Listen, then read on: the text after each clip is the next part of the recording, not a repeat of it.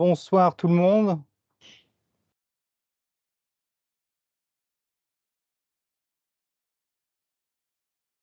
Donc on va commencer ce petit Tech Meetup par une introduction sur quelques nouveautés qui ont été présentées à Microsoft Ignite la semaine dernière, que certains ont pu suivre à distance ou éventuellement en présentiel.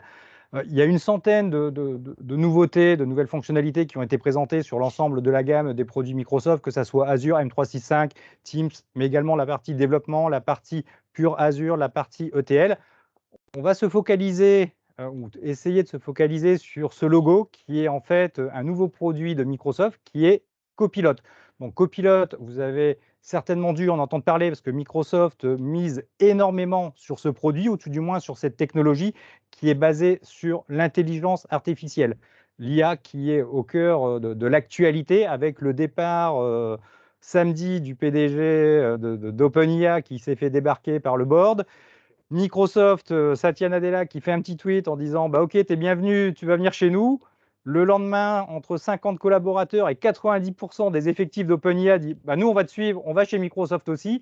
Et hier, OpenIA qui récupère à nouveau Sam en tant que PDG. Donc, l'IA est vraiment le cœur du métier, va devenir le cœur de métier de Microsoft, parce que pour la première fois quasiment dans l'histoire de Microsoft, Microsoft est leader sur une technologie qu'il n'a pas pompée vraiment ailleurs.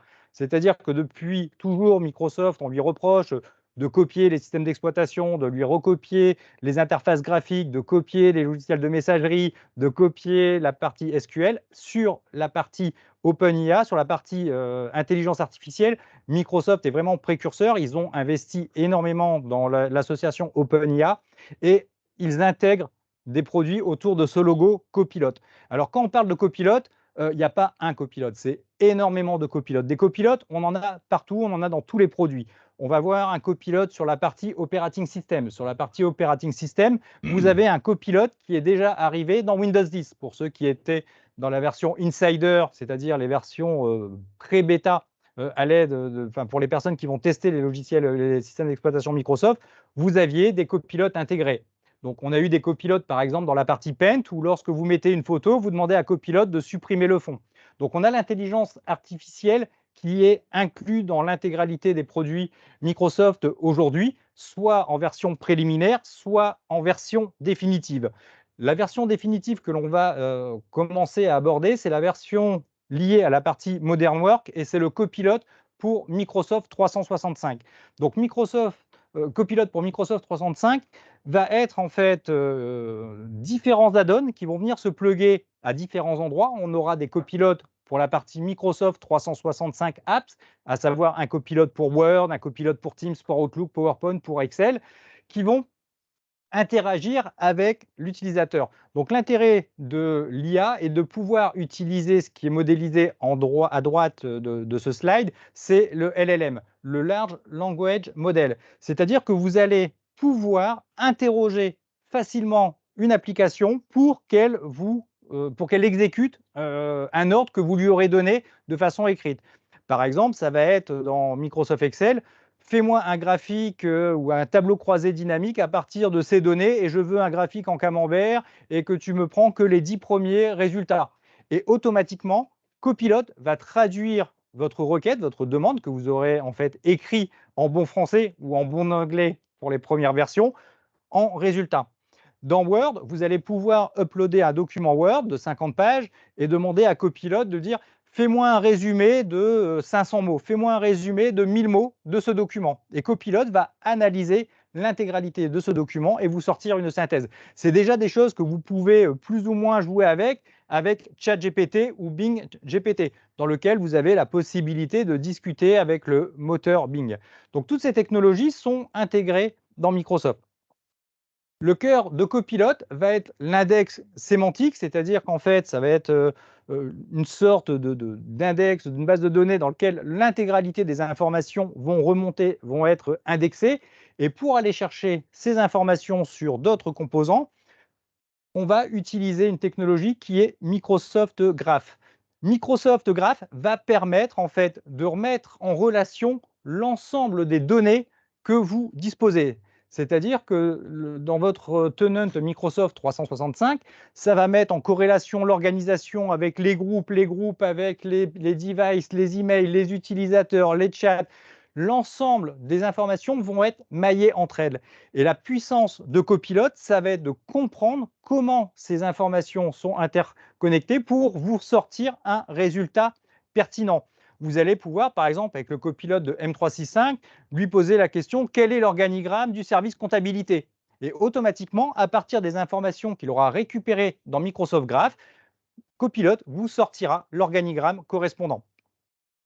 Donc vous avez quelques exemples ici avec la partie gauche, le copilote pour Microsoft Word. Donc on a notre logiciel Word et on a un petit bouton copilote. Lorsqu'on clique dessus, on peut lui dire: écris-moi un bout d'un document à partir d'un document existant, fais-moi une synthèse de ce document.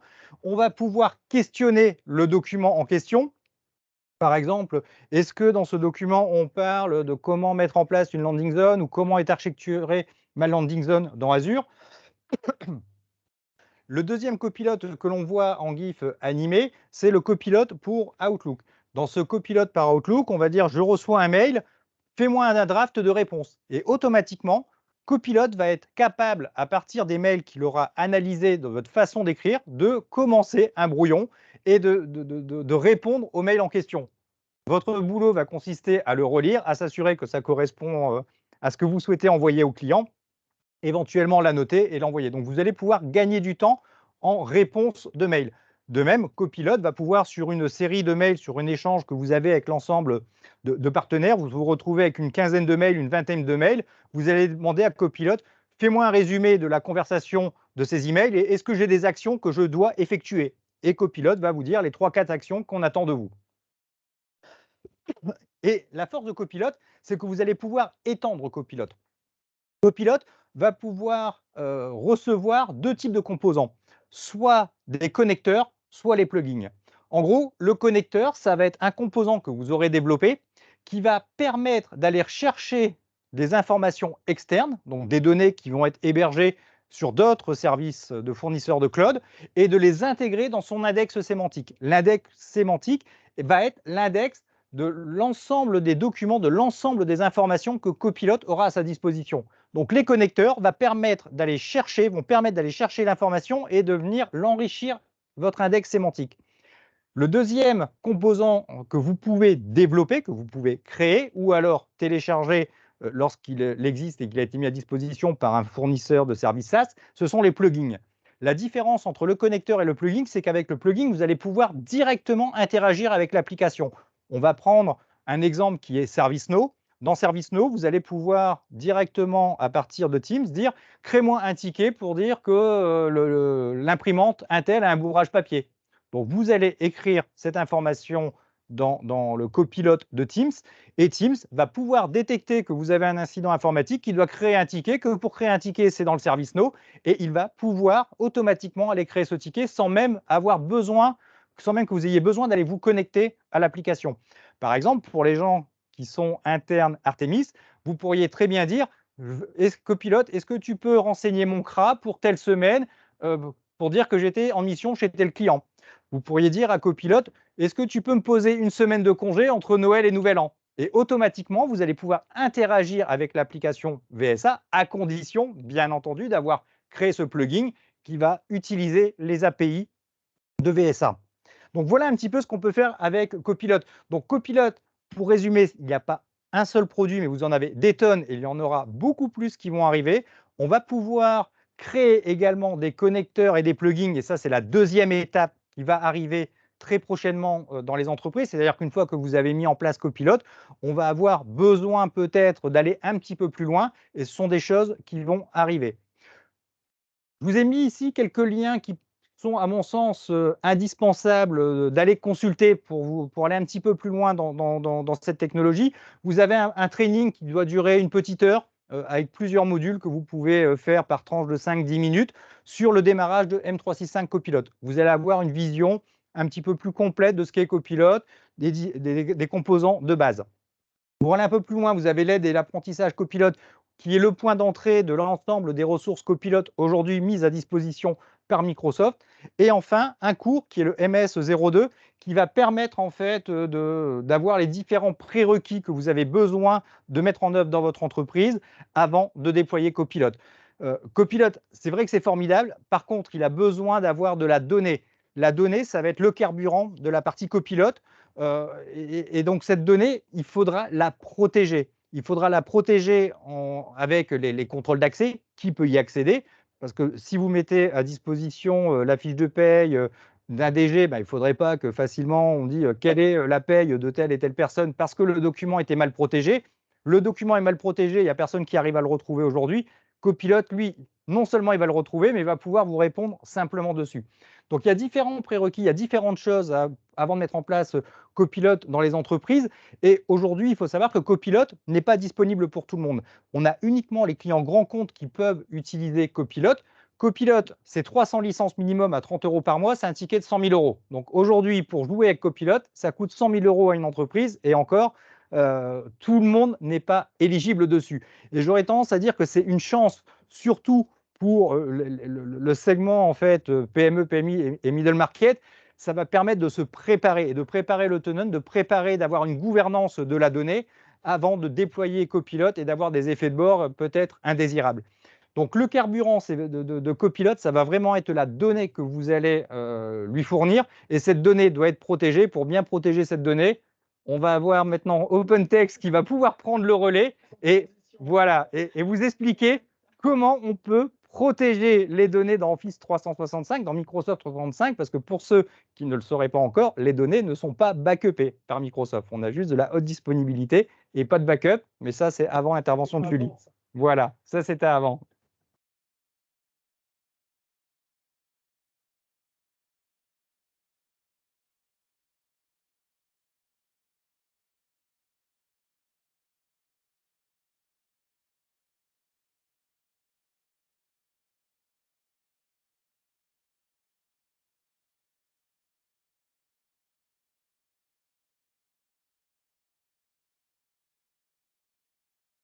Bonjour à tous, bonsoir. Merci déjà à Altep d'avoir organisé cet événement. C'est super chouette parce que c'est vrai qu'on a une belle histoire à raconter. Donc moi, je suis Julie Aguerberry, je suis Channel Sales Manager chez OpenText depuis presque 7 ans. Et donc, je m'occupe de recruter des super partenaires comme Altep pour promouvoir nos super solutions. Comme le disait Ludo, si j'arrive à changer le slide, je bosse dans l'informatique normalement, voilà. Je vais juste vous réexpliquer un petit peu notre historique parce que c'est vrai qu'OpenText, ça peut parler ou pas. Donc OpenText, c'est une entreprise canadienne de base qui existe depuis les années 90, qui est spécialisée dans la GED. Ils ont été les premiers à dématérialiser en fait tout ce qui est facturation. Et puis, il y a 4 ans, ils se sont intéressés à tout ce qui est cybersécurité. Et puis, ils ont vu Carbonite. Donc, Carbonite, éditeur américain depuis 2005, qui est spécialisé dans tout ce qui est protection de la donnée à travers des solutions de sauvegarde pour les serveurs, pour les postes de travail, pour Microsoft 365, mais pas que, parce que Carbonite avait fait aussi l'acquisition d'autres technologies entre-temps, à savoir DoubleTech, pareil, solution éprouvée sur le marché depuis plus de 30 ans pour faire tout ce qui est migration et haute disponibilité, mais également Webroot. Webroot, plus récemment, qui a été le premier antivirus 100% cloud en 2010. Et dans Webroot, on a ce qu'on appelle le Bright Cloud Threat Intelligence, qui a été le premier moteur d'intelligence artificielle web pour détecter tout ce qui est cybermenaces, cyberattaques. Et pour ne pas les citer, on a quand même les plus gros acteurs de la sécu qui utilisent notre moteur d'intelligence artificielle dans leurs propres solutions de sécurité, comme Cisco, Palo Alto, Citrix, F5, etc. Donc, ce que vous avez à l'écran, en fait, c'est tout notre portfolio aujourd'hui.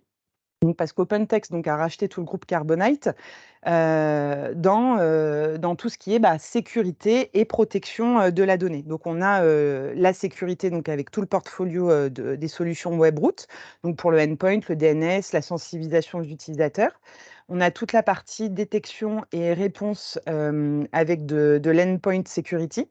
Et puis, la partie restore et recover, ça va être toute notre suite en fait de solutions de sauvegarde en fait de bout en bout, ainsi que de haute disponibilité.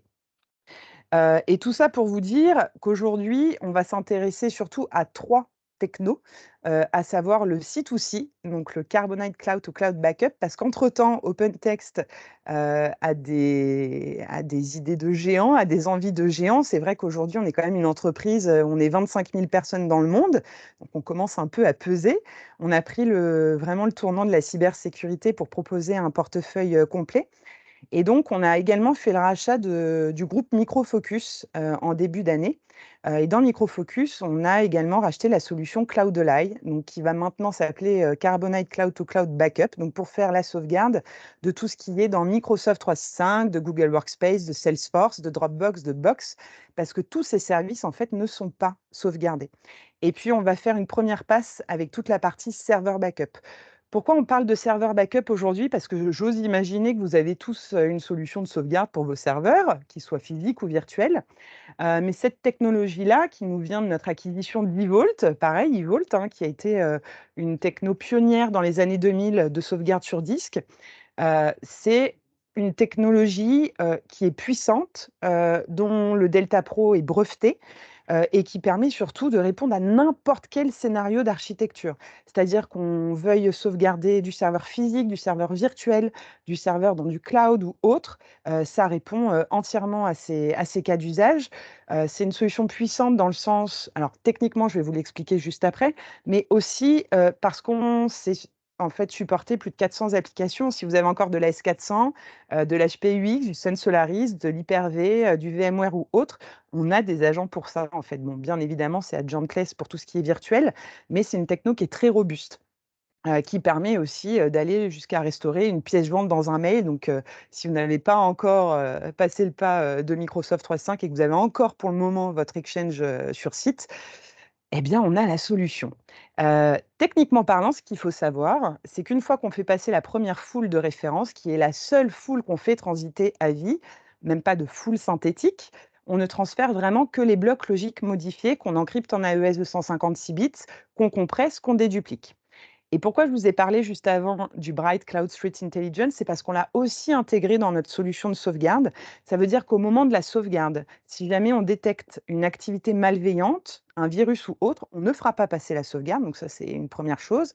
Mais je vais aller encore plus loin parce que vous savez bien que rien n'est sûr, hein, dans ce bas monde. Il n'y a pas de solution qui peut vous donner satisfaction à 100% malheureusement.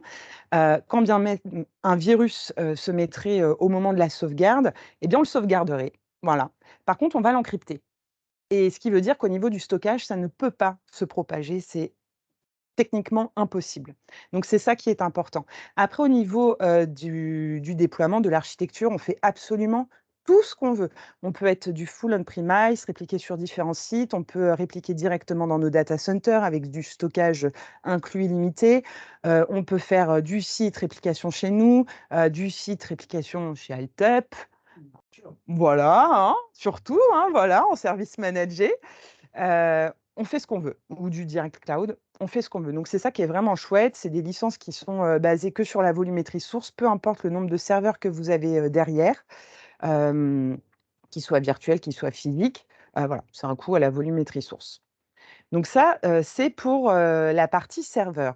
On va switcher maintenant, sur ce qui m'intéresse moi personnellement le plus parce que j'adore cette solution, c'est vraiment mon bébé, c'est celle-ci, c'est le C2C. Alors, comme l'a dit Ludovic, vos données ne sont pas, sauvegardées chez Microsoft. Alors, chez Microsoft, comme chez n'importe quelle, dans n'importe quelle entreprise, même si vous allez acheter quelque chose chez Darty, ça m'étonnerait que vous lisiez les conditions de service, hein. Enfin, personnellement, je le fais pas du tout. Et dans les conditions de service de Microsoft, il y a un petit alinéa, qui est l'alinéa 6B, dans lequel est écrit noir sur blanc qu'en cas d'interruption de service, due à une défaillance de matériel, une catastrophe naturelle, une erreur humaine ou autre, Microsoft s'engage à vous restituer le service, mais pas vos données. Donc là, c'est problématique parce que, vous pourriez perdre, des données très importantes et on sait bien que quand on commence à aller dans Microsoft 365, on y met de plus en plus de données sensibles et la donnée, je vais quand même vous le rappeler, même si c'est évident pour tout le monde, c'est l'ADN de votre entreprise. Donc c'est important de la protéger. Vous le faites sur vos serveurs, donc il va falloir aussi le faire chez Microsoft. Alors Microsoft, hein, entre autres, parce que c'est vraiment le sujet, de ce webinaire, mais il faut aussi le faire chez Google, si on a du Google, chez Salesforce, chez Box ou chez Dropbox. Donc du coup, nous, on arrive en tant que tiers de confiance sur une solution qui est du coup en SaaS to SaaS. Donc l'avantage du SaaS to SaaS, c'est qu'on se connecte directement à votre tenante. Il suffit simplement d'un compte admin pour créer l'accès. C'est important le SaaS to SaaS parce que vous êtes dans Microsoft en SaaS, donc il vous faut du stockage en SaaS pour la simple et bonne raison, c'est que le jour où vous avez besoin de faire une petite ou une grosse restauration, que ça ne prenne pas justement votre bande passante, versus une solution qui pourrait être on-premise et où là, vous mettrez éventuellement des jours, voire des semaines à tout récupérer. Donc on se connecte directement et surtout, si vous avez besoin de faire de la restauration en pleine journée, vous pouvez toujours utiliser le service de Microsoft au quotidien. Ça n'aura absolument aucun impact. Les autres avantages, et qui ne sont pas des moindres, c'est que c'est une solution qui est all inclusive. Le stockage et la rétention sont illimités et là, dans du AWS France. Alors, c'est une volonté de notre part de ne pas avoir proposé du stockage dans du Azure, pour la simple et bonne raison, c'est que, Azure, ça appartient à Microsoft et que, l'idée de la sauvegarde, c'est quand même d'externaliser sa donnée. Donc nous, on propose du stockage en illimité dans du AWS France. Maintenant, si, vous avez des contraintes, internes, juridiques, parce que vous êtes un grand groupe ou autre et que vous avez besoin d'un AWS aux États-Unis, en Allemagne, en Chine ou autre, c'est possible aussi. On a des vaults absolument partout. Techniquement parlant, on fonctionne exactement pareil que pour la partie serveur backup, donc la première foule. Ensuite, du Delta Pro encrypté, dédupliqué, compressé, en illimité. Et donc, sur la partie Microsoft, on sauvegarde tout ce que vous aurez dans vos Exchange, dans vos SharePoint, dans vos OneDrive, dans vos Teams et dans vos groupes. Et du coup, est-ce que vous êtes prêts pour la démo? Ouais! Vous devriez dû tous venir parce que là, c'est fou. Alors, on va faire un petit switch de PC. Ouais, on va faire Alors, mieux. Ouais, la technique est là. ah là là, Voilà, incroyable. Alors, est-ce que je peux partager? C'est du très très lourd, on ne rigole pas. C'est bon? Super. Tac. Ah non? Attends. Oui. Si, c'est bon. Et pourquoi c'est resté là? Bon, c'est les aléas du direct, hein, vous nous excuserez. On bosse tous dans l'informatique, mais ça switch pas. Vous voyez la console, Pierre? Comme je te vois sur ta caméra, tu vois la console ou tu vois pas la console? Tu peux te démuter? On voit Claude Daily. Si, normalement. Ouais, Sign ouais, in. sign in to Oui, on your voit bien la account. console. On voit bien.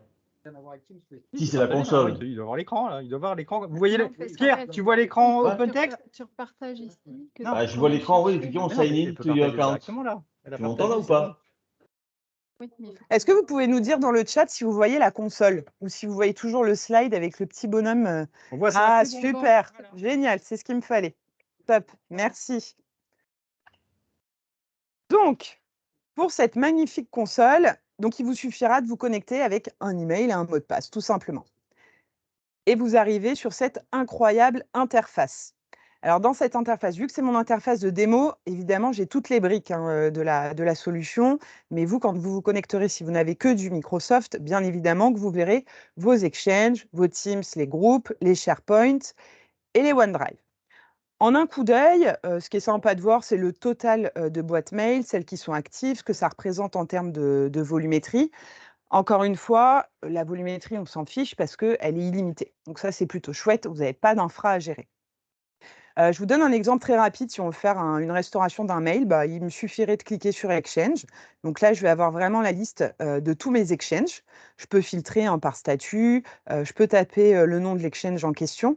Et ce qui est très intéressant également, c'est que demain, si vous avez un collaborateur qui quitte l'entreprise, vous allez très certainement arrêter de payer sa licence à Microsoft ou l'attribuer à un autre utilisateur. Sachez que vous allez pouvoir tout archiver dans la console Carbonite. Et en plus, la rétention est illimitée. Donc, si dans 3 ans, vous avez besoin d'aller rechercher des documents dans un OneDrive, dans un Exchange ou autre, vous allez pouvoir les restaurer dans un compte actif.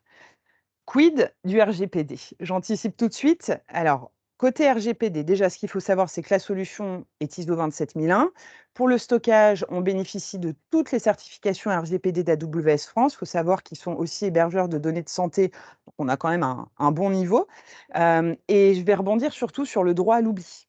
Si vous avez un collaborateur qui quitte l'entreprise et qui vous dit, bah voilà, moi dans mon OneDrive et dans mon Exchange, j'ai un dossier qui s'appelle Julie Perso, je veux que vous les supprimiez avant mon départ, il peut être demandé. Eh ben, pas de panique, ça va se faire très vite. Vous avez un petit chat ici, en direct, et pour le coup, c'est une équipe humaine, hein, ce ne sont pas des robots qui vous répondent dans la minute et qui sont très réactifs et vous leur envoyez simplement la demande: «J'aimerais que vous supprimiez, tel dossier, tel, mail», peu importe, de manière définitive dans la rétention. Ils le feront dans la foulée, vous recevrez un mail de confirmation. Je referme, la parenthèse RGPD. Donc reprenons notre exemple pour aller restaurer un mail. Je vais prendre par exemple une boîte active. Allez, on va dans celle-ci. Alors, je suis désolée, vu que je suis en présentation, normalement, c'est un petit peu plus joli. Mais là, on va aller de toute façon à l'essentiel. Donc, dans notre boîte, on peut bien évidemment faire de la recherche par date, de la recherche avancée avec des mots-clés. Je peux aussi aller dans la boîte de réception et me balader. Vous voyez, j'ai les mails, etc. Par contre, très important, pour des questions de confidentialité, vous voyez, j'ai beau triple-cliquer, je ne peux absolument rien voir en clair depuis la console Carbonite, d'accord? Vous êtes obligé de faire une restauration ou un export pour avoir accès aux éléments. Donc je sélectionne ensuite ce qui m'intéresse et en haut, vous allez avoir donc 2 boutons, soit la restauration, où là je restaure à l'origine, soit la restauration dans un autre compte, d'accord? Ou alors vous pouvez aussi exporter les données. Donc là, en format zip, en mode téléchargement, ou si vous avez votre propre espace de stockage dans Amazon, dans Azure, dans Box, dans Dropbox, etc. Alors, l'export, il va être intéressant dans plusieurs cas de figure. Je ne vais pas être sympa, je vais vous donner plein de cas catastrophes. Vous quittez Carbonite. Toutes vos données sont chez Carbonite. Oh, c'est dommage. Bah non, en fait, ça vous permet surtout, d'avoir toujours la main, sur vos données. Donc avant d'arrêter le service, bien évidemment, vous pouvez tout rapatrier sur site, pour conserver vos données. Vous quittez Microsoft, on ne sait jamais. Quelle idée! On quitte Microsoft. Oui, je sais, Ludo, tu aimes pas là ce que je dis, mais vous quittez Microsoft. Et ben, en fait, il faut savoir que quand on est chez Microsoft ou Google, et qu'on arrête le service, bah, c'est très compliqué de récupérer ces données. Très, très compliqué ou alors vous faites un très, très gros chèque. Donc là, l'idée, c'est qu'on va contourner un peu le système via les sauvegardes justement et d'autant plus que de toute manière, c'est stocké dans du AWS. Et troisième cas de figure, je donne un exemple, dans des OneDrive, dans des SharePoint, vous avez des données que vous devez conserver pendant 20 ans. Vous ne savez pas si vous allez utiliser le service pendant 20 ans, donc vous n'aurez peut-être pas 20 ans de rétention. Bah, ça va vous permettre une fois par mois, une fois tous les 6 mois, une fois par an, de faire vos exports, tout simplement. Parce que la donnée vous appartient. Donc ça, c'était un premier exemple. Vous avez un onglet également Job qui va vous permettre de voir bah, tous les jobs en cours au niveau des exports, des restaurations, etc. Et vous avez surtout le vrai bouton de restauration où là, vous accédez par service à la granularité des restaurations. Donc, si on veut aller par exemple le restaurer dans un OneDrive, ben, on clique sur OneDrive. On peut indiquer le OneDrive en question ici, ensuite faire Action, choisir une date à laquelle on veut effectuer une restauration ou sélectionner par ce biais-là des éléments avancés. Moi, je vais cliquer sur Continuer. Donc là, on va bien voir que j'ai tous mes backups journaliers. Vous voyez, hein, c'est par date, etc. Je vais prendre la petite loupe de celui-ci. Et donc là, je vais arriver dans l'arborescence de mon OneDrive. Alors, je peux aller me balader, hein, je peux aller dans les documents, dans les sous-documents, etc. Par contre, toujours, pour des questions de confidentialité, vous voyez, je ne peux pas ouvrir le document. Ce n'est pas possible. Donc, je suis obligée de sélectionner ce qui m'intéresse et ensuite de choisir soit... J'ai un problème avec mes doigts, moi, ce soir. Soit de restaurer. Donc, au niveau de tout ce qui va être un peu collaboratif, les OneDrive, les SharePoint, les Teams, on va toujours vous proposer soit de remplacer, de bypasser ou de dupliquer la donnée pour la restauration. Et vous pouvez aussi, si jamais vous avez plusieurs tenantes, faire de la restauration cross-tenante. Plusieurs cas d'usage. Demain, vous achetez une entreprise qui a déjà son tenante Microsoft. Vous voulez migrer les données de ce tenante dans votre tenante actuelle. Bah, vous pourriez très bien ouvrir un trial de Carbonite pendant 1 mois et effectuer justement ce cross restore. Ou vous pouvez également, comme je vous le disais, exporter également vos dossiers, vos documents, etc. Donc en téléchargement, dans votre Azure, dans votre Box, etc., etc. Ensuite, on a un espace qui est l'activité. Le système Activity, en fait, c'est toutes les tâches qui sont faites dans la console au quotidien, que ce soit les tâches de sauvegarde sur les différentes applications, de restauration, etc. Et vous avez surtout un audit de sécurité intégré. Donc cet audit de sécurité, qu'est-ce que c'est? En fait, ce sont toutes les logs. Vous voyez, on voit que je bosse beaucoup hein, parce que je fais beaucoup de démos tous les jours. Toutes ces logs, en fait, c'est les logs de connexion, c'est les logs d'export, les logs de restauration des administrateurs dans la console. Donc, il peut y avoir plusieurs administrateurs, plusieurs types d'administrateurs. On peut avoir un administrateur, quand il se connecte, il ne peut restaurer que la partie Exchange. On peut avoir un super admin qui est le seul à recevoir les mails d'alerte aussi quand une restauration et un export est fait. Pourquoi? Parce qu'en fait, on a aussi envie surtout de se prémunir des erreurs humaines ou du cas catastrophe, c'est-à-dire de l'employé qui a donné sa démission et qui, depuis des semaines, voire des mois, supprime des éléments au niveau de son tenante. Donc la bonne nouvelle, c'est que de toute manière, on sauvegarde tout tous les jours, même la corbeille. Donc il aura beau faire ce qu'il veut, on aura tout dans Carbonite. Et pareil, si cet employé qui quitte l'entreprise était administrateur dans Carbonite, quoi qu'il en soit, tout est logué, tout est flagué. Et au niveau des settings, donc vous avez ici la partie notification pour savoir donc qui reçoit les mails de restauration et d'export. Et si vous avez également une solution de double authentification, vous pouvez aussi l'intégrer dans Carbonite. Et j'ai fini pour la démo de la console. Alors, gardons en tête que la sauvegarde, c'est fait pour dormir dans un placard. D'accord?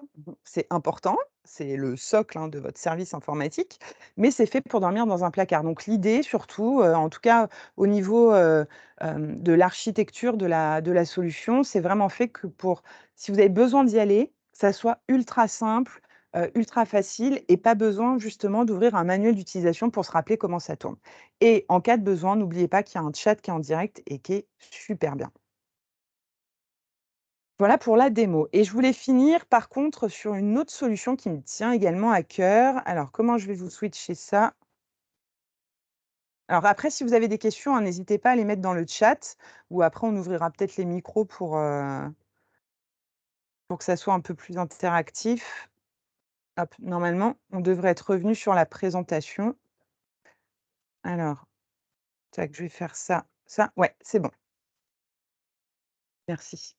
Et je voulais finir par vous parler de Carbonite Migrate. Donc Carbonite Migrate, donc anciennement DoubleTech Move, c'est, je pense, la seule techno sur le marché mondial aujourd'hui, parce qu'il y en avait un qui existait fut un temps, mais qui est en déclin et presque inexistant maintenant sur le marché.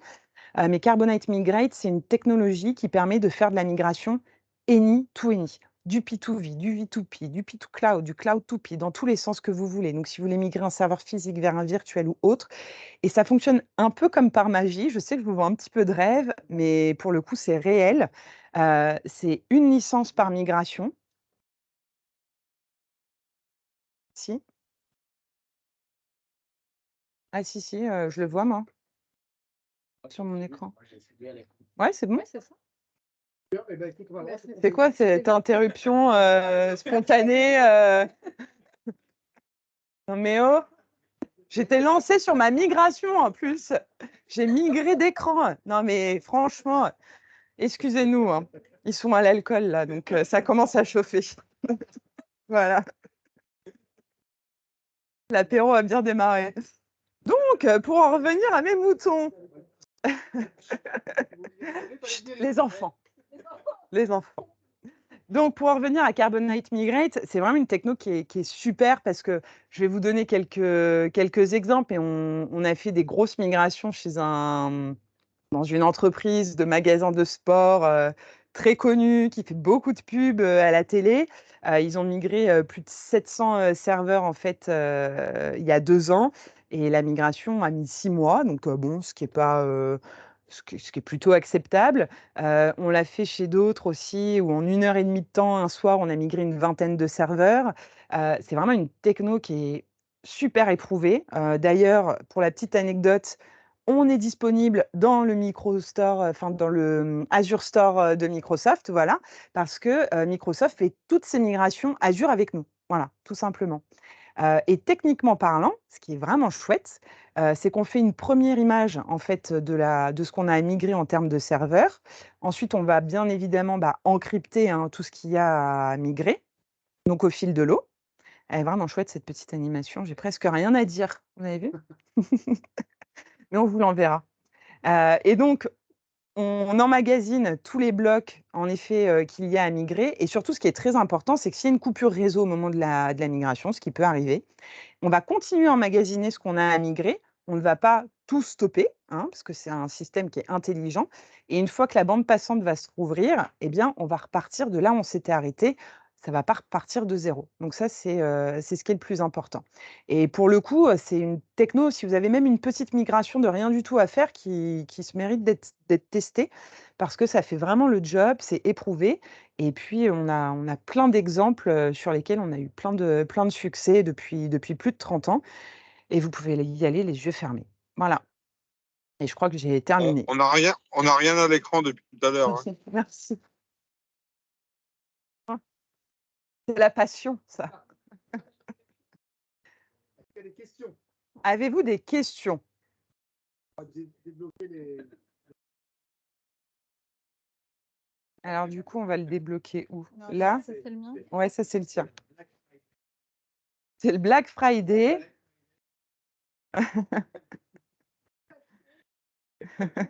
Black Friday, on met une trielle. On met un try and buy. Est-ce que vous avez des questions? Il y a une question.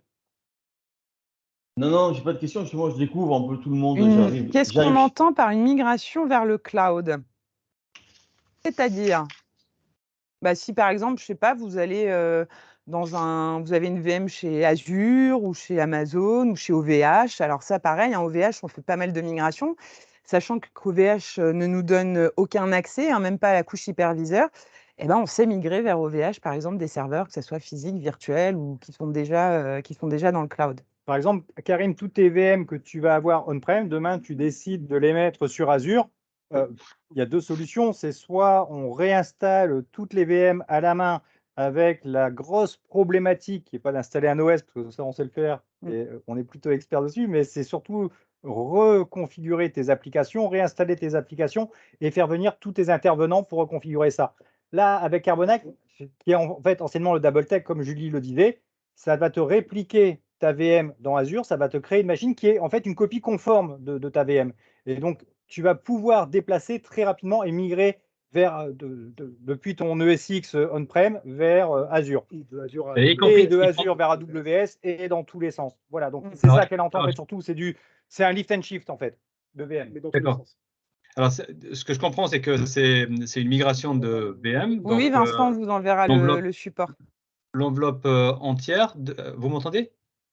Et par contre, en termes des interfaces réseau, comment ça se passe? Parce que quand on migre vers le cloud, l'une des premières problématiques qu'on rencontre, c'est le point d'adressage. Ah! Alors attendez, on va mettre Voilà. le. Il n'y a que toi qui l'entends pas. Alors, est-ce que le reste. Ah, bon, c'est bon, Karim, c'est bon, merci. T'entends? C'est bon? Ouais, Oui, c'est bon. Ça y est. Merci. Ok. Oui, C'est donc toujours été bon.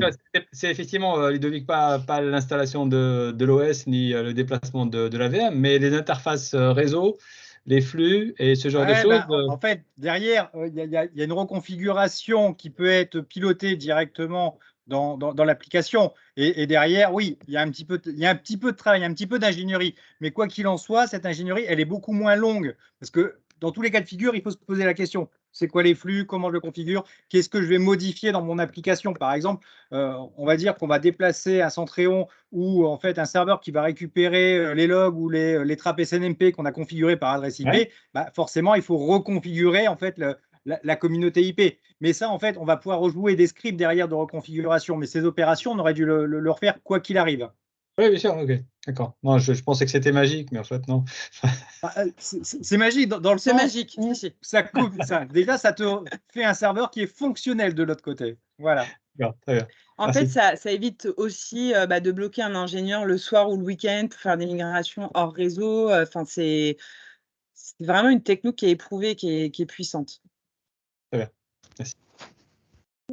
Vincent, votre question. Alors, des clés Ubiquet. Alors, je ne connais pas toutes les clés. Par contre, je vais prendre la question et puis je reviendrai vers vous. Mais théoriquement. L'authentification avec Azure AD. Ah oui, Azure AD. Ah oui, Voilà. aucun souci. Donc, Ah oui. en gros, sur la console, on a la possibilité de se faire authentifier et de venir plugger une authentification Azure AD. Comme c'est de l'Azure AD, bah forcément, on peut faire du passwordless avec les clés Ubiquet de chez Ubico.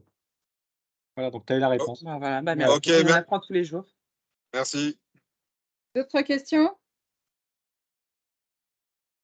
Pas tous en même temps. Moi j'ai quand même eu une remarque, et j'insiste dessus. C'est vrai que le backup dans Office 365, c'est quand même c'est important. Ce qui est un peu rigolo, c'est que du Exchange, comme vous savez, j'ai commencé, c'était Exchange 4.0 dans les années 90, où la première chose quand on mettait Exchange, c'est est-ce qu'il est sauvegardé? Est-ce qu'il est sauvegardé? Comment je restaure mon Exchange? Et dès que les clients sont partis sur Office 365, il n'y a pas besoin de backuper. Et ça vient en fait d'une erreur marketing au départ de Microsoft en disant vous allez vous affranchir de l'infra, vous allez plus gérer de serveurs, plus de mise à jour, vous aurez plus de sauvegarde à gérer. Bah ouais, ils en ont plus à gérer parce qu'il n'y en a pas. Voilà, donc par contre, quand on veut restaurer, non, mais ils avaient raison, il n'y avait pas besoin de gérer de sauvegarde, il n'y en a pas, donc il n'y a pas de restauration. Par contre, quand on a besoin de restaurer, et ça arrive plus régulièrement qu'on ne le pense, un mail qui aurait été supprimé par erreur, un dossier supprimé par erreur, ou alors je voulais dire sur la messagerie, c'est pas forcément ce qui m'embête le plus, mais un document OneDrive, un document dans Teams, en SharePoint, etc. Bah ça, pour le récupérer, vous avez juste de la rétention côté Microsoft. Allez récupérer un document d'il y a un an, bah, vous ne le récupérez pas. Et c'est vraiment dommage parce qu'encore une fois, c'est la donnée de votre entreprise qui est vitale au quotidien et qui peut avoir des conséquences très lourdes. Donc, le backup qui était quasiment obligatoire en on-prem sur l'Exchange, bah, il a disparu, entre guillemets, de l'esprit des gens. Et je trouve que ce n'est pas forcément voilà, ce qui est le plus judicieux. Je pense qu'il faut sauvegarder l'intégralité du tenant dans M365. Le coût pour le backup Friday aujourd'hui, hein. c'est Black Friday. Ah, mais c'est pas moi, je vous vends rien, hein, c'est Altep. Hein, moi, je vous présente, hein, je vous vends du rêve. C'est avec eux qu'il faut négocier. Mais en gros, pour toute la partie serveur, donc c'est des licences à la volumétrie source. Donc, si vous avez 1 Tera, 2 Tera, 3 Tera, on a un prix au Tera. Donc, peu importe après le nombre de fois où c'est répliqué, le nombre de serveurs qui est en dessous. Et pour le backup de Microsoft, c'est une licence par compte actif dans le tenant, tout en sachant qu'on va aussi protéger les boîtes partagées, mais que celles-ci ne seront pas soumises à quelque chose de payant. En fait, c'est pas payant, c'est compris. C'est comme Microsoft, c'est gratuit. Voilà, c'est gratuit. Pour une fois qu'on a des choses gratuites. Voilà, Hein. il faut le dire. C'est inclus, oui. Voilà. C'est offert par la maison. C'est Black Friday. C'est Voilà. ça. Par Mais contre, donc, oui, c'est un coût au Tera. Donc, après, selon le nombre de Tera que vous avez, c'est dégressif. Voilà. Donc, après, il faudra qu'on ait le nombre de Tera pour vous donner un ordre d'idée du projet. et dans les solutions, c'est que le backup est fait sur AWS. Alors, on peut le faire pour la partie M365. Oui, tout à fait. C'est inclus, en fait. C'est Voilà. dans du AWS France. Donc, ça veut dire qu'en plus, vous vous prémunissez d'une catastrophe beaucoup plus grave que des serveurs qui crasheraient côté Microsoft. Ça serait un data center qui explose, qui prend feu. Un data center qui prend feu, ça arrive. Hein. Voilà, on a vu le cas il y a quelques années dans l'Est de la France, chez un concurrent à Microsoft. Un concurrent, non, enfin, chez un autre fournisseur cloud. Concurrent d'Azure. Voilà, concurrent d'Azure. Donc, par exemple, celui d'OVH, le jour où il y a une catastrophe comme ça, pas bien. Voilà, c'est pas bien, mais c'est public. Par contre, le jour où ça arrive, ça n'arrive pas qu'aux autres. Donc, c'est bien d'avoir quand même ce backup. Et donc, si on fait un backup côté, que vous mettez en place des mécanismes et que vous les backupez sur Azure, si le data center France il prend feu, votre data center de backup risque de prendre feu en même temps, vu que ce sont les mêmes. Donc, le fait d'externaliser vers Amazon, ça vous protège de tout type de scénario catastrophe. Et c'est la seule fois où vous entendrez Ludo dire que c'est bien d'aller sur Amazon. La seule fois. Aussi. Alors, Vincent, on peut monter à 1 Tera par user ou plus, car OneDrive 1 Tera à 1. Je m'en fiche. Voilà. C'est inclus. En fait, c'est vraiment, si vous avez 100 users, vous prenez 100 licences, le stockage est vraiment illimité derrière. Juste pour Black Friday. Juste pour le Black Friday. Hein. Donc, vous avez jusqu'à demain pour vos commandes. Ok, merci. Moi, j'ai pas lu d'alcool, hein, je préfère le préciser encore. Hein. Une question dans la salle. Ça marche par forfait ou c'est juste un coût et puis ça reste. C'est-à-dire forfait. Les forfaits à la consommation. Ah non, non, c'est C'est un coût si par tu as utilisateur 100 et par mois. licences dans ton tenant, tu payes pour 100 licences. Voilà. Ah, ok. Et si tu en as 100 plus 50 boîtes partagées, tu payes que pour 100. Oui. Ok, c'est bon. Et du coup, pour l'outil Migrate, est-ce qu'on peut migrer tenant à tenant ou bien de. Voilà. Alors non, c'est pas fait migrer pour de la dans- migration de tenant, c'est vraiment pour faire de la migration de serveur. Ok. Ouais. Ça va, ok. Il y a une autre question. Alors, la rétention des users, partie désactivée illimitée, c'est archivé. Donc, d'où le fait où j'ai insisté sur le côté RGPD pour le cadre du droit à l'oubli, c'est qu'on peut demander aussi au support de supprimer dans la rétention des données d'un utilisateur qui ne ferait plus partie de l'entreprise. On n'a pas besoin de garder de licence Microsoft 365 ou Office 365 pour les utilisateurs qui auraient quitté l'entreprise ou les convertir en boîte partagée. En fait, on supprime la boîte, mais la boîte est supprimée côté Office 365 et bien sûr, elle reste Archivée. active, non pas active, mais elle reste présente dans la partie Carbonite Backup. Voilà. Et donc, pour les process d'entrée-sortie, ça soulage quand même énormément beaucoup de nos clients qui ont cette problématique. C'est j'ai l'utilisateur qui s'en va, ouais, mais il y a encore des mails, il faudrait que je puisse y accéder ou pas. Et est-ce qu'on en a besoin? En fait, on n'en sait pas. Bon, on garde la licence et puis à la fin de l'année, on a 100, 200, 300, voire beaucoup plus de licences que ça chez les clients. Alors, non. Il n'y a plus de licence côté Office 365, donc c'est cadeau. Ce qui a été mis ce qui a été backupé reste dans la partie Carbonite et ça consomme plus de licences. Les licences, c'est vraiment tes licences actives dans ton tenant, Vincent. C'est-à-dire, si tu as 10 000 licences Office 365 parce que tu as 10 000 utilisateurs et que ces 10 000 utilisateurs partent et que tu en as 10 000 nouveaux qui viennent les remplacer, bah, tu ne payes que 10 000 et tu auras 20 000 boîtes aux lettres sauvegardées, dont 10 000 qui ne bougeront plus, qui sont les anciens, et 10 000 alors. Ah oui, Ouais, c'est top. Hein. Moi, j'adore cette solution pour ça. Hein. C'est canon. Doit-on licencier tous les users 365 pour l'outil? Alors, oui. Oui, pour bénéficier en fait de la sauvegarde de toute la partie collaborative. Je peux aussi vous dire non. C'est-à-dire que si vous avez 10 000 utilisateurs, mais on ne veut pas, mais je vous explique pourquoi. On peut très bien, sur 10 000 utilisateurs, se dire je ne veux en sauvegarder que 1000. Alors, on sait le faire. Par contre, dans la sauvegarde des 1000, on ne backupera que la partie Exchange. On ne backupera pas tout ce qui est SharePoint, OneDrive et Teams. Donc, ce qui est dommage, parce que c'est là où on partage le plus d'informations quand même. Donc, nous, on part du principe qu'il faut tout prendre. Et puis, en plus, c'est pas cher. Mais j'ai spoilé. Ouais. Non, mais moi, c'est mon bébé, cette solution. Donc, une des choses les plus importantes dans la partie backup, au-delà de la partie messagerie, qui est en fait sur les sauvegardes, elles sont quand même beaucoup plus anecdotiques. Sur la partie documentaire, elle est quand même beaucoup plus importante parce que en fonction, normalement, quand on travaille dans les règles de l'art, on va avoir du versionning, des documents. Donc, on peut revenir à des versions antérieures. Dans la vraie vie, les utilisateurs ne travaillent pas comme ça. C'est je prends le fichier, je le supprime, je mets une autre version, je le mets en local, etc. Ouais, votre rétention, elle n'est plus là. Hein, et votre corbeille, avant que l'utilisateur il se dit, mais ma version, c'est quoi Et la corbeille, des moments, on ne va pas forcément l'activer partout. Et la rétention, des moments, on veut qu'elle soit plus petite en fonction des données que vous allez mettre.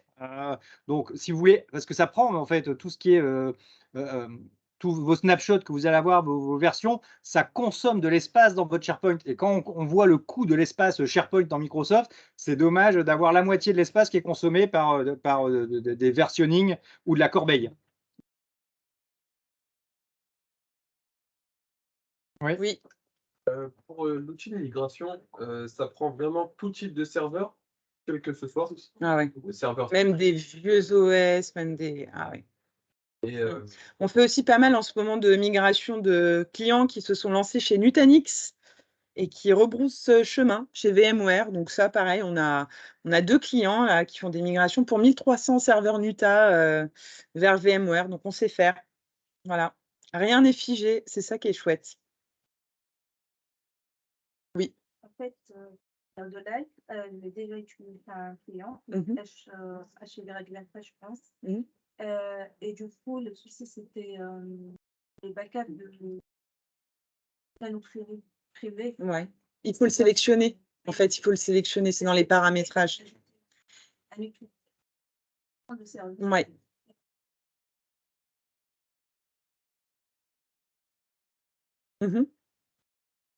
C'est en heure de toutes les équipes qui. Je ne sais pas si ça a été pour aider ou il le faut. Alors, pour le coup, là, c'est trop technique.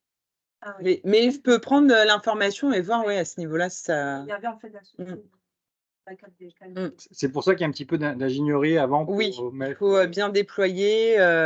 Voilà, c'est simple parce qu'on a juste besoin d'un compte admin du tenant pour lancer la machine, mais après, il y a quand même des spécificités à bien mettre en place pour la mise en place. Mais c'était déjà le cas en fait sur la partie Exchange. Le compte Exchange, ben, pour qu'il puisse sauvegarder, il faut qu'il ait des droits de backup. Donc là, on va pouvoir jouer justement avec le Graph API et on va pouvoir mettre des autorisations d'application pour qu'il ait accès. Et ensuite, il y a du tuning, un petit peu de tuning dans l'appli, mais ça, c'est prévu lors du déploiement. C'est pour ça qu'il y a une prestation d'accompagnement. Alors, on prend tout. En fait, c'est dans le paramétrage au début, on s'embête pas. Ça veut dire que dès qu'il y a un nouveau site SharePoint qui se crée au niveau du tenant, bah, ça va le sauvegarder automatiquement. Ou alors, on peut les exclure ensuite au niveau de la sauvegarde. On fait vraiment ce qu'on veut. Ouais, tout est super. Mais mais on va en discuter, on pourra mettre une version d'Eval si jamais ça t'intéresse. Ça, c'est gratuit. Ah bah oui, Voilà, oui, puis donc ça on peut prend en une tenante. Enfin, c'est un Voilà. vrai trial en temps, sur une infra réelle. Donc, bien sûr. Donc, pour ceux qui sont intéressés, voilà, on va pouvoir mettre un trial en place. Et puis, je te recontacte demain, Vincent, si tu es dispo ou la semaine prochaine. Il y a encore une autre question.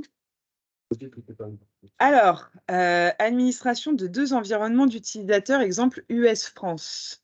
C'est-à-dire qu'ils ont plusieurs langues. Il y a des utilisateurs qui ont leur boîte qui est en mailbox français, Ouais. d'autres qui est en US. Voilà, donc ça Ok. ne change rien, vu que la boîte, elle est sauvegardée en tant que telle. Oui, ça, oui, tout à fait. Alors, la console, de toute façon, aujourd'hui, elle est encore en anglais, hein, en termes d'administration. On devrait avoir une version en français l'année prochaine, mais bon, vous connaissez les roadmaps chez les éditeurs américains et puis chez les éditeurs de manière plus générale, je ne me prononce plus, mais ça devrait arriver. Mais oui, du coup, ça reprend à l'identique la langue dans laquelle c'est au niveau du tenant, quoi. Et peut-être il y aura un plugin copilote pour dire copilote, restaure-moi la boîte de tel utilisateur Peut-être. dans la roadmap. Peut-être, voilà. Je sais pas. Je me prononce pas. Non, plus de sources d'AD. En fait, ça ne sauvegarde pas ta partie on-prem, Eddy. Donc, en fait, ton utilisateur, quel que soit l'endroit dans lequel il est, c'est ton tenant Office 365. Donc, que tu aies un AD, que tu aies 10 AD, c'est complètement agnostique pour l'outil. L'outil regarde dans le tenant. Par contre, si tu as 5 tenants, il faut sauvegarder, enfin, il faut acheter il faut déployer la solution dans les 5 tenants, mais tu peux avoir qu'une seule console d'administration pour tes 5 tenants. Par contre, au niveau des administrateurs, il peut y avoir un administrateur pour les US et un administrateur pour la France. Et quand ils se connectent, ils ne voient que les comptes en France et l'autre que les comptes aux US. Ça, c'est possible. Oui, on peut déléguer la restauration SharePoint. Oui, vraiment, au niveau des droits des admins, vous pouvez créer plusieurs types d'administration. Donc, du coup, non, on n'a pas accès. Du coup, l'admin. Là, c'était plus pour. J'ai plusieurs SharePoint. J'ai un SharePoint Ah oui. comptabilité, j'ai un SharePoint technique. Ouais. Et ce qu'on peut dire, il y a une personne qui est responsable de restauration du SharePoint comptabilité et un autre de la technique. Ça va. Non. Voilà. Non, là, il aura accès à toute la partie SharePoint. L'ensemble des Ouais. SharePoint. Voilà. Mais un petit peu comme l'IT aujourd'hui, qui admine du tenant M365. C'est pour ça que c'est plus un produit d'infra, entre guillemets. A priori, Eddy veut réintervenir. Oui, bonsoir. Au sujet de ma question de tout à l'heure, pour les 2 administrations pour la sauvegarde, c'était plus parce que nous, on a 2 équipes d'administration, une équipe aux US, une équipe en France. Et donc, nous, on a un périmètre mondial et puis eux, ils ont un périmètre que les utilisateurs américains. Donc, quand on fait la sauvegarde, est-ce qu'eux, ils vont faire de la restauration que sur leurs utilisateurs? Oui, ça peut se paramétrer, ça, tout à fait. D'accord. OK, merci. Avec plaisir.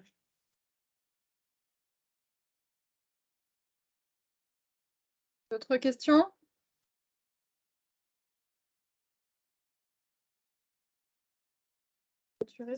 Est-ce que l'utilisateur, en fait, la solution, elle détecte automatiquement l'utilisateur créé ou il faut l'ajouter manuellement? On peut faire les 2. Ouais.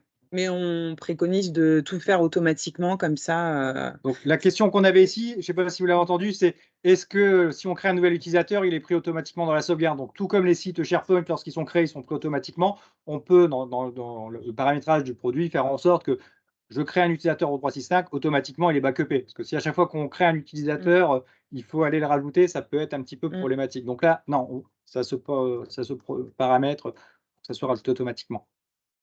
qu'en fait, je répétais pour ceux qui Oui, non, c'est bien. n'entendaient C'est ce pas. que j'avais demandé. Il y a une autre. Alors, non, Pierre-Henri. Non, là, on est vraiment sur la solution SaaS to SaaS, du coup, côté Microsoft 365. Si on veut faire du backup de la donnée on-premise, du coup, là, c'est la solution Carbonite Server Backup. Mais on peut, du coup, faire de la sauvegarde en mode hybride, hein, c'est-à-dire sur site et en mode SaaS, ou dans un cloud. Ça répond à la question. Est-ce qu'il y en a encore une toute dernière? Oui. Alors, il y a 2 choses pour cette question par rapport au licensing. Si vous prenez l'abonnement en mensuel, en fait, vous êtes facturé mensuellement à chaque, comme chez Microsoft, hein, à la licence que vous consommez. Si vous prenez l'abonnement en annuel, on se donne une marge de manœuvre de 5 à 10% à peu près à la hausse comme à la baisse qu'on ne vous facturera pas. Et c'est au moment du renouvellement ou si vous faites une explosion de licence au bout de 6 mois où là, on va vous appeler, on va vous dire quand même, faut faire une petite régule de licence. Mais oui, on se donne une marge entre, je ne sais plus si c'est 5, je pense que c'est plus dans les 10% d'ailleurs, à la hausse comme à la baisse, donc sur de l'abonnement annuel. Voilà, donc là, il y a un petit true-up qui est fait annuellement, voire un petit peu plus tôt en fonction du nombre de boîtes que vous aurez acquises et le grossissement en fait, de votre tenant. On part du Mais- principe que vous ne pouvez pas gérer tout votre tenante à la lettre, que vous allez avoir des départs, que vous allez avoir des arrivées. Donc, des fois, vous allez peut-être rajouter 10 licences et puis en enlever 5, en rajouter 8, en enlever 3. Donc, on se donne cette marge de 10% par rapport à ce que vous avez acheté de base en nombre de licences, en fait. C'est pour ça, dans ton cas de figure, je pense que c'est mieux de partir sur annuel sur tes utilisateurs de ton, sur l'ensemble de tes utilisateurs de ton tenant, et ensuite qui est le true-up qui est fait dans le cadre d'un grossissement ou d'un accroissement normal en fait des licences derrière, avec une marge de manœuvre.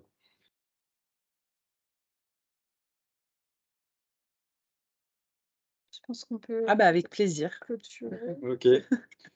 Donc, je vous remercie d'avoir suivi cette session, ces 2 sessions, j'allais dire, mais cette petite présentation de part qui n'était pas forcément prévue, mais on voulait quand même intervenir sur Copilot parce que c'est un sujet important, vous allez en entendre parler. Et puis, c'est l'occasion de rebasculer sur la partie Carbonite et la solution de backup de M365 qui, à notre sens, côté Altup Artemis, obligatoire, Évidente. mandatory, Voilà, ça doit être c'est- mandatory. Bien Voilà. évidemment. Comme le MFA que l'on pousse, qu'on vous pousse. Voilà, ça c'est vraiment la chose à mettre en place régulièrement. Si vous souhaitez avoir une trial, si vous souhaitez le tester dans votre environnement, vous avez tous mon mail normalement. On Sinon, vous renverra la présentation et Tiens. le replay avec vos contacts. voilà, donc Comme ça. Stéphanie vous enverra le replay, vous enverra un petit mail de remerciement déjà Voilà. d'avoir Oui, pris le temps merci. de nous avoir suivis et je vous en remercie. Et vous me pinguez pour avoir une trial et puis on mettra ça ensemble, il n'y a pas de souci. Et promis, Ludo viendra vous voir chacun d'entre vous avec ce pull. C'est dans le package. Voilà. Collector. Petit Honnêtement. pull de Noël Microsoft. Voilà.